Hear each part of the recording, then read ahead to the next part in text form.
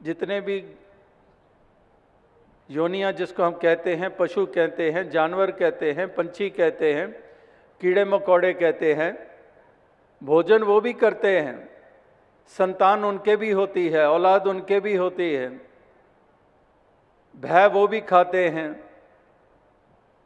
जन्मना और मरना उनके साथ भी जुड़ा हुआ है।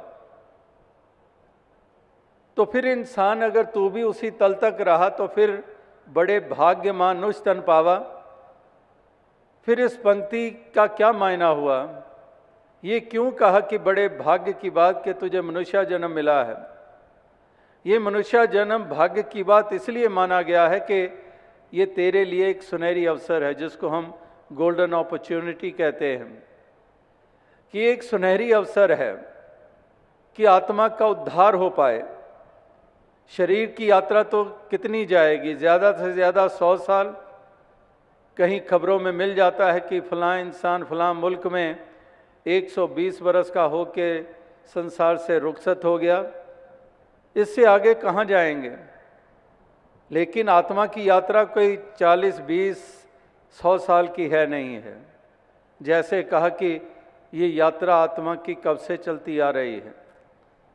तो इसलिए जिसका सबसे ज़्यादा सोचना है उसकी तरफ ख्याल ही नहीं जाता है, और केवल शरीर और प्राप्तियां, उपलब्धियां यहीं तक अपने जीवन को सीमित रख देते हैं।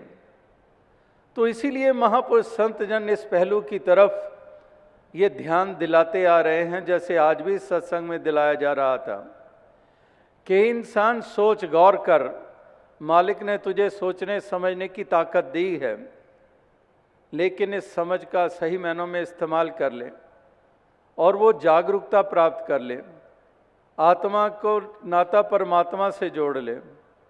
और वो भी बताया कि ये संभव कैसे हो पाए, जब तक ब्रह्म ज्ञानियों का संग मिल जाए। जैसे वो भी पंक्तियां हम महापुरुषों के पढ़ते हैं कि कहे कबीर तब पाइए जब भेदी लीजिए साथ, कि जब भेदी मिल जाए तो तभी आसान हो जाता है कार्य। दुर्लभ साज सुलभ करी पावा। जो दुर्लभ है वो सुलभ कैसे हो, आसान कैसे हो? आसान तभी होगा अगर मीराबाई के लिए रविदास जी जीवन में आ गए तो आसान हो गया शाम के असली अविनाशी रूप को जानना। इसी प्रकार से ये दुर्लभ जो है प्राप्ति, ये हिस्से में अगर आ जाए तो इससे ऊंचे भाग्य क्या होंगे। ये जीवन का सबसे महत्वपूर्ण लक्ष्य पूरा हो गया, मंजिल मकसूद को पा लिया। इस मंजिल को ऐसा पाया कि यही निज घर की भी पहचान हो गई। वरना जिसको अपने घर की पहचान ना हो वो कहाँ कहाँ भटकता रहता है। तो जिसको अपने घर की पहचान होती है उसको भटकना नहीं पड़ता है, वो सीधा ही वहीं जाता है। इसी प्रकार से ये भटकन समाप्त हो जाती है इस आत्मा की, जब इसको अपने निज घर की, निज रूप की पहचान हो जाती है। जान जाती है कि यही मेरा मूल है, मैं इसकी अंश हूँ। और जिस मूल को जाना, ये मूल अविनाशी भी है, ये अचल भी है, अजन्मा भी है, जिसको कोई बनाने वाला नहीं है, जिसको स्वयंभू कहा गया है, जो खंडित नहीं होता है, जिसकी कोई रंग नस्ल जाति नहीं है।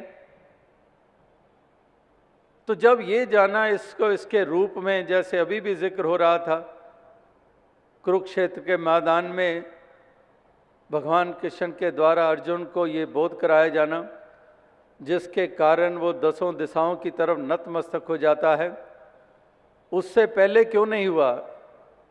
वो जब ज्ञान की चक्षु दिए जा रहे थे कुरुक्षेत्र के मैदान में, वो चक्षु प्राप्त करने के बाद क्यों चारों तरफ 10 दिशाओं की तरफ नतमस्तक हो रहा है? क्योंकि तब उसने भगवान कृष्ण के असली अविनाशी रूप के दर्शन किए, जो कि अविनाशी, जो खंडित नहीं होता, जो सारी यूनिवर्स को बनाने वाला, जो सारी यूनिवर्स को बनाने वाला भी है और उसमें उपस्थित भी है। जैसे अवतार वाणी में भी हम पढ़ते हैं कि ये 9 चीज़ां दृष्ट मानने जिसनों कहंदे माया है, 10वां ब्रह्म इन्हां तो वखरा इन्हां विच समाया है। कि इस प्रकार से ये इसी में समाया है।